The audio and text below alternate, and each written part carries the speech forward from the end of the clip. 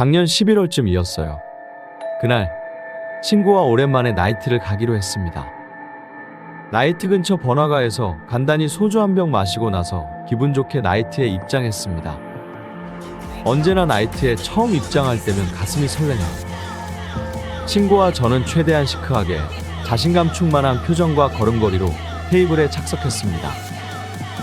그날따라 왜 이렇게 부킹이 잘 되는지 전화번호를 수없이 따고 따다가 새벽 3시 정도쯤 핸드폰을 만지작거리던 친구가 말합니다. 야, 아까 네 옆에 부킹 왔던 여자의 친구 있지? 문자 왔어. 만나서 2차 가잔다. 좋은데? 콜.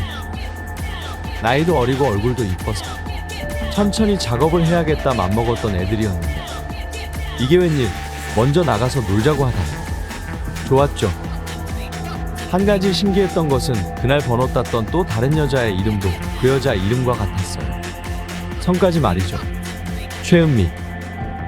아무튼 나이트에서 나와서 술집으로 향했습니다. 유치원 교사라고 하는데 어찌나 이쁘고 잘 놀던지 분위기는 무르익을 대로 무르익는데 갑자기 제 친구의 파트너가 깽판을 부리기 시작하더라고요. 술 취해서 울고불고 제 옆에 여자가 저랑 조금이라도 스킨십을 하면 화내고 욕까지 서슴지 않고 처음에는 술 취해서 그런가 보다 웃으면서 넘어갔는데 계속 그러니까 짜증이 나더군요. 그래서 친구에게 네 파트너니까 네가 알아서 책임져라 하고 서로 합의 본 다음 저는 제 옆에 여자와 같이 나왔습니다. 얘도 술이 취할 만큼 취해서 저한테 계속 앵기더군요. 저도 술도 취하고 힘들기도 하고 뭐 오늘은 홈런이다 하며 모텔로 바로 들어갔습니다. 그런데 모텔에 들어가자마자 얘가 계속 사진을 찍어달라고 하는 겁니다. 이해가 잘 안 갔어요. 솔직히 원나잇이야 그렇다 쳐도 여자가 처음 본 남자와 모텔 와서 사진까지 찍어달라고 하다니 정말 이해가 안 갔지만 찍어줬습니다. 샤워하는 모습부터 침대에 누운 모습까지. 특이한 것은 포즈가 두 손가락으로 자신의 입 양쪽을 억지로 웃음 짓게 하는 포즈? 말로 설명하긴 애매한데 아무튼 그런 포즈를 자기 핸드폰에 저장하더군요. 그리고 나서 그날 밤을 같이 보내고 3일 뒤 연락을 계속하다가 그날 삼겹살에 소주 한 잔 생각이 나서 학교가 끝나고 전화를 했습니다. 술이나 간단하게 한잔하자고. 그랬더니 아 그럴까 하면서 자기 집으로 오라는 겁니다. 속으로 나이스라고 외치고 뭔 소리야? 이 시간에 집에 어떻게 가? 부모님도 계실 거 아냐? 오빠 나 혼자 살아. 집은 서울인데. 나 혼자 자취해. 어디 아파트야. 그래? 부럽네. 그럼 집에서 삼겹살 먹자고? 응, 집에서 삼겹살 먹으면 되지. 내가 고기랑 다 사놓을게. 준비해놓고 기다릴게. 얼른 와. 저는 여기서도 이해가 안 갔습니다. 나이트에서 처음 만나 그날 밤 원나잇까지 한 남자를 뭘 믿고 혼자 사는 집까지 부르는지 왠지 모를 그런 약간의 이상함? 이질감이 들었죠. 하지만 여자가 혼자 사는 집으로 남자를 초대하는데 안 가면 그게 남잔가요? 쾌재를 부르며 택시를 타고 룰루랄라 갑니다.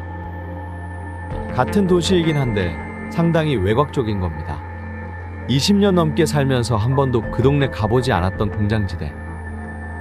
택시를 타고 아파트에 도착합니다. 미소를 지으며 차 안의 기사분께 물어봤습니다. 아저씨 여기 집값 비싸요? 아니, 여기 사람이 별로 없지. 동네 자체가 공장지대라 집값이 싼 편이야. 네, 감사합니다. 돈 여기요. 그렇게 택시를 내려서 아파트로 걸어갔습니다. 108동 1611호. 엘리베이터를 타고 가는데 왠지 모르게 으스스한 느낌이 나더라고요.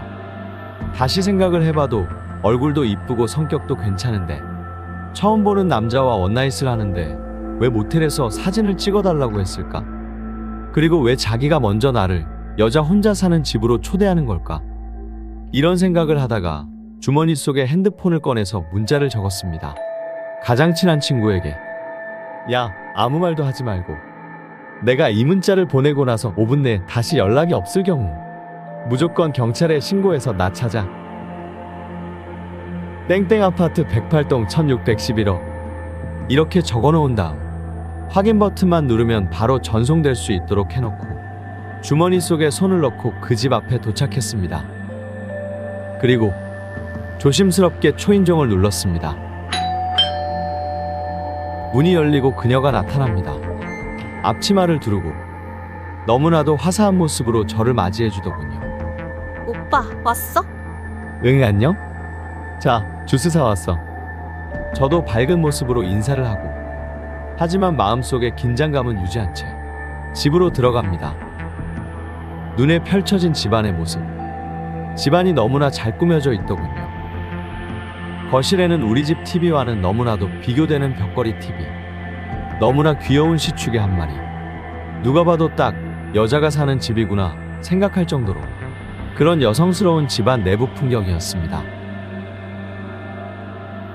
우선 방을 하나씩 확인했습니다.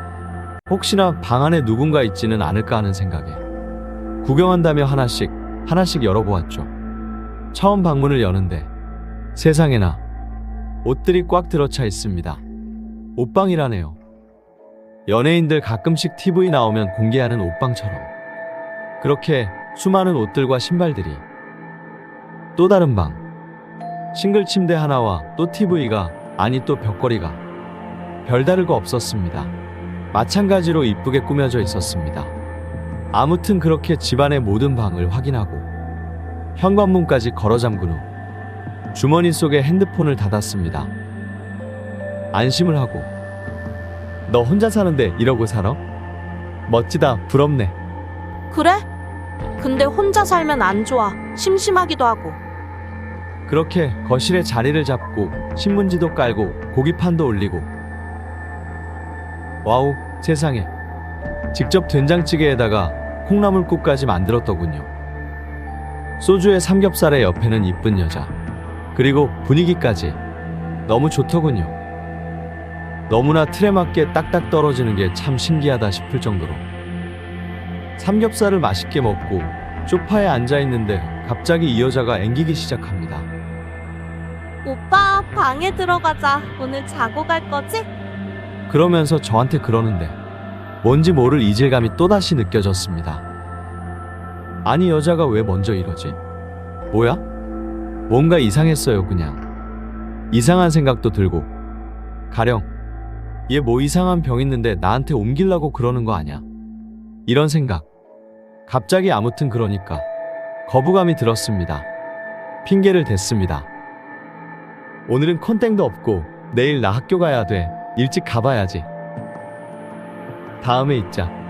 그런데도 끝까지 달라붙으면서 끈질기게 저를 유혹합니다. 뭐야, 오빠. 그럼 사오면 되잖아. 그리고 그럼 그날은? 그날은 그냥 했잖아. 진심은 아니지만 최대한 진지한 표정을 지으며 말했습니다. 사실 너 처음에 만났을 때는 그냥 가볍게 생각했는데 지금은 아니야. 진지하게 만나보고 싶어. 그 말을 하고 따뜻하게 안아주었습니다. 좀 의외라는 표정을 짓더군요. 물론 그 상황에 누구나 그럴 수 있는 상황이지만 그래도 여자가 먼저 그렇게까지 노골적으로 하진 않잖아요. 남자가 먼저 들이대면 들이댔지. 게다가 못생긴 애가 그러면 이해라도 되는데 누가 봐도 이쁘고 괜찮을 정도로 매력 있는 여자가 그러니까 뭔지 모를 거부감이 들었고 끝까지 거부했습니다. 계속 있다가는 안 되겠다 싶어서 얼른 갈 생각으로 가방을 메고 운동화를 신었습니다. 나가려고 현관문을 잡았는데 현관문이 잠겨 있었습니다. 근데 여는 방법을 몰라서 어떻게 해야 하나 하는데 여자애가 슬쩍 열어주더군요. 그런데 갑자기 그때 화장실에서 핸드폰 소리가 울립니다.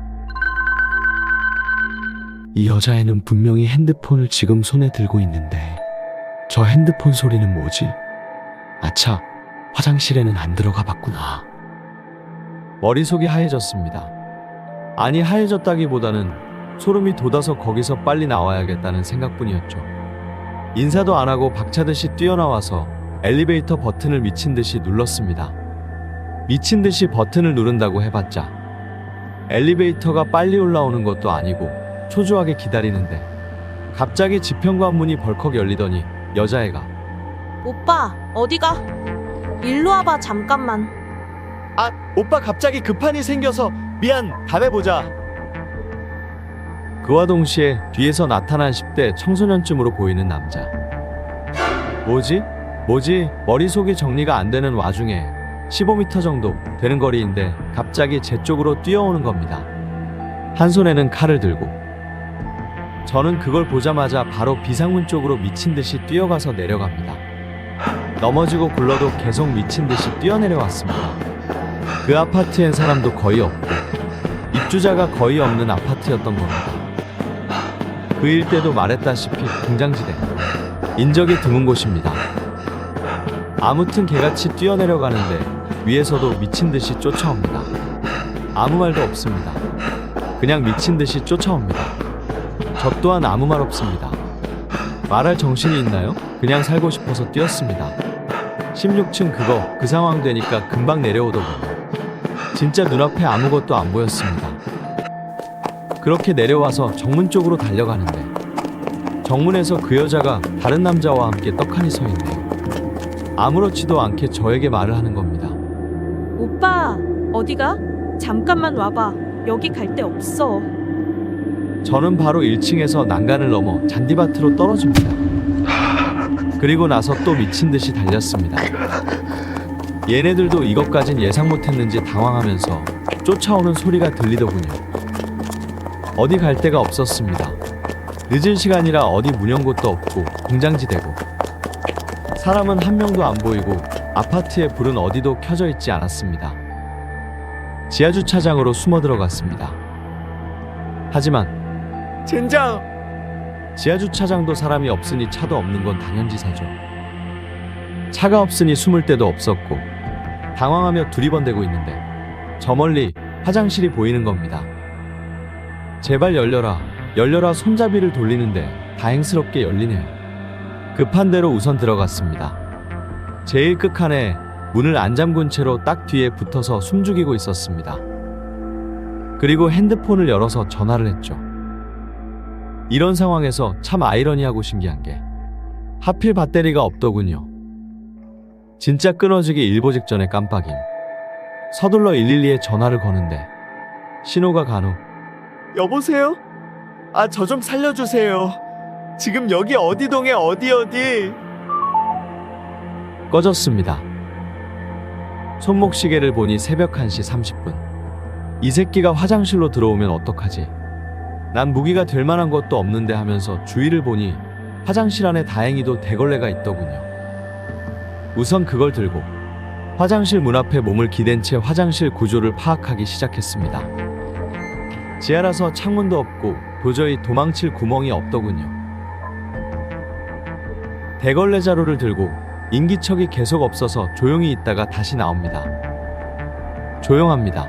적막함만이 흐르고 있습니다. 조심스럽게 출구로 나와봤는데 다행히도 아무도 없습니다. 살금살금 주위를 살펴가며 아파트를 나가는데 누가 옆에서 부릅니다.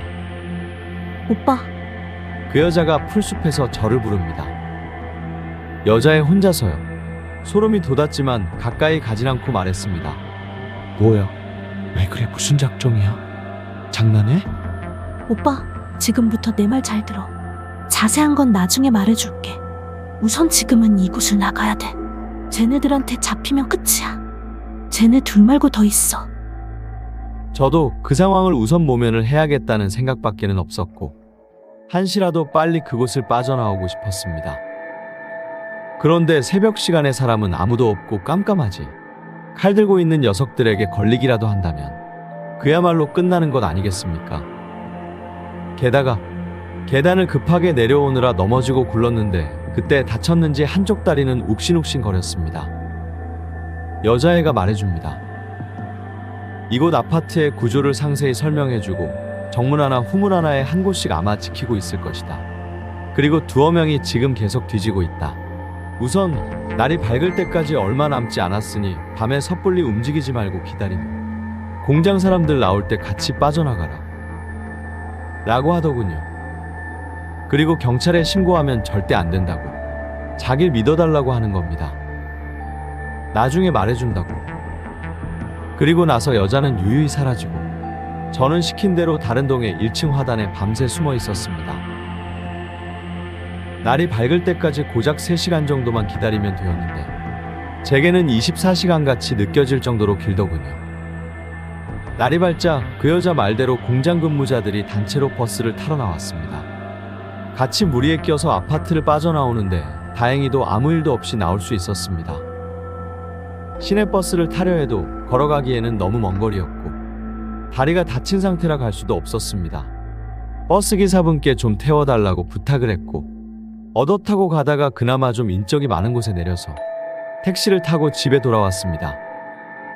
아무것도 생각 안 나고 샤워하고 바로 쓰러져 잠이 들었습니다. 그 일 이후 전화를 해봐도 없는 번호로 뜹니다. 아직도 번호 끝자리가 생생히 기억납니다. 아무 일 없던 것처럼 일주일이란 시간이 흘러갑니다. 세상 살다 보니 별 경험을 다 해보는구나 싶었습니다. 어차피 물증도 없고 아무것도 없어서 경찰에 신고할 수도 없고 일상적인 생활로 돌아왔습니다. 한동안 잊고 살았습니다. 마치 꿈을 꾼 듯 어느 정도 잊혀질 무렵 그날 같은 나이트에서 만났던 이름까지 같았던 그 여자, 또 다른 최은미. 연락이 오는 겁니다.